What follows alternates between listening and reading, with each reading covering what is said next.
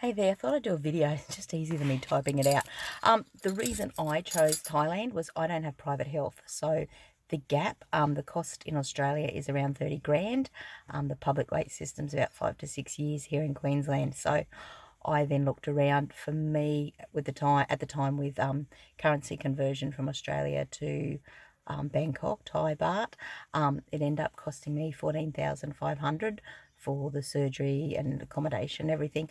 I took 500 spending over with me and came back with 100 because I'm not a shopper, whereas others people take 2,000 and spend it all on fake handbags or whatever. And once you're there, like apart from your food, you really don't have to pay very much at all for anything. The Yes, I think it just comes down to personal preference. While you're there, you're covered pretty much for everything. But of course, if you need your travel insurance, which covers everything outside of medical insurance. If there's a complication at the hospital to do with your surgery, that's covered.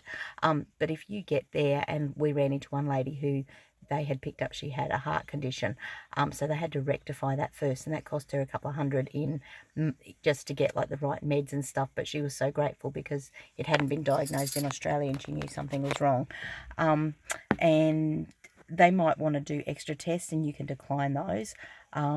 We had one girl whose thyroid levels came back way out of whack. She had to pay, I think, about $80 for another test. But that's because she had forgotten to take her meds for a week and they're worried about her heart under surgery. So they're really thorough over there.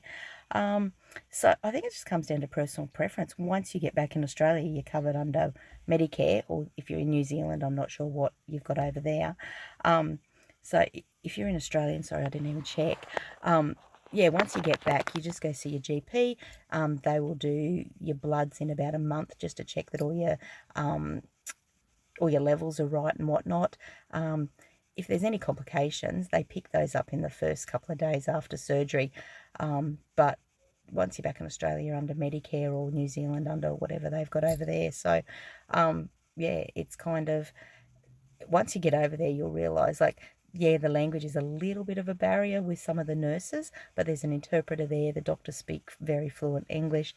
They're pre-op. So in Australia, I've had friends have it done, and they go for a little bit of a checkup, and that's about it. But in Thailand, we had to have, for our pre-op, which is all included, we got ECG test. They did ultrasound. What was the other thing they did that day? Oh, chest X-ray. And they do you do a wee sample and they check all that. Then you see the endocrinologist. Then you have an endoscopy so they can check the inside of your stomach to make sure all is well. And then when you leave after surgery, they give you a whole dossier of any medical issues that they've picked up, so you can bring back to your GP in Australia or New Zealand to deal with. So they're very, very thorough. Yeah, I guess for me it was just a financial decision. So just depends where you're at. If you've got private health insurance, you're set because the gap's only about 3 or 4 grand. If you don't, the public system's 5 to 6 years in Australia. I preferred to use my super and pay the $14,500.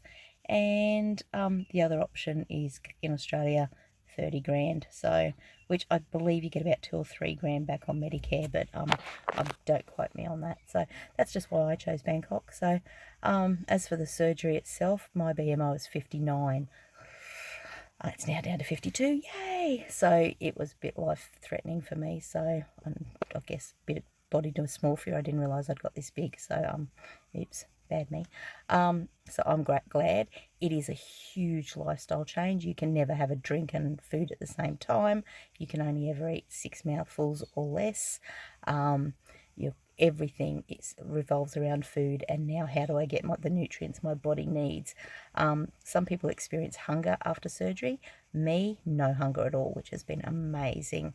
Yeah, ask any other questions. I could ramble on all day. All right, all the best, doll, in your decision making. Bye.